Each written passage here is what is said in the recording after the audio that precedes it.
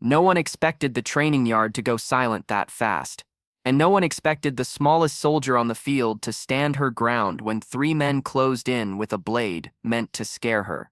It happened under the full brightness of noon, dust hanging in the air like a warning. Before I tell you what happened next, tell me in the comments where you're watching from. I love knowing who's listening.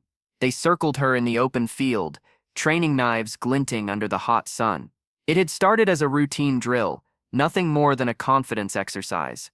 But something had shifted in the trio the moment she outperformed them in the last round. The smirks came first. Then the challenge. Then the moment one of them whispered, "Let's see how tough she thinks she is." The lead soldier stepped forward, dragging the dull training blade down the seam of her uniform shirt. It wasn't sharp enough to cut her skin, but it was sharp enough to slice through fabric and dignity. A ripping sound snapped across the yard. Conversations stopped. Footsteps paused. Even the wind felt like it held its breath. For a heartbeat, she froze. Heat surged up her neck. Shame, anger, confusion. They all crashed together, making her fingertips tremble. She remembered the old lesson her father drilled into her before she enlisted. Strength isn't loud. It's choosing what to do when someone tests the line. She lifted her eyes, and for the first time the three men realized she wasn't afraid.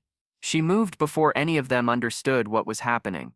A single twist of her wrist, a shift of her weight, and the knife that had torn her shirt was suddenly in her hand instead of his. Gasps rippled across the yard like wind rolling through dry grass. The man who'd taunted her stumbled backward, eyes wide as if she'd just turned into someone he never expected. But she hadn't even finished. She pivoted, sweeping another soldier's arm downward, disarming him so fast his blade hit the dirt without him realizing he'd let go. The third tried to grab her shoulder, but she redirected his force with a clean, practiced motion that made him drop to one knee. 5 seconds. That was all it took. The crowd watching from the shade of the barracks murmured, stunned. A few older veterans, who'd come to observe training, exchanged slow, knowing nods. One of them whispered, "That girl's been carrying something heavy. Someone should have noticed." Sunlight glinted off her torn shirt. She stood there breathing hard, heart pounding against exposed fabric, aware that dozens of eyes were locked on her. A moral tension pressed into the moment. She had the chance to humiliate them back, to make an example, to hit harder than they ever expected. But she didn't. She dropped the knife into the dust. Then she stepped back. The silence around her deepened, as if even the ground waited to see what she would do next. She thought about walking away, about letting the instructors handle the punishment, about pretending none of it mattered. She almost did. But then one of the older veterans limped forward, sunlight flashing on the medals pinned to his chest. He looked at her torn shirt, then at the three men struggling to stand. "What you did," he said softly, loud enough for everyone to hear, "shows more discipline than the three of them combined."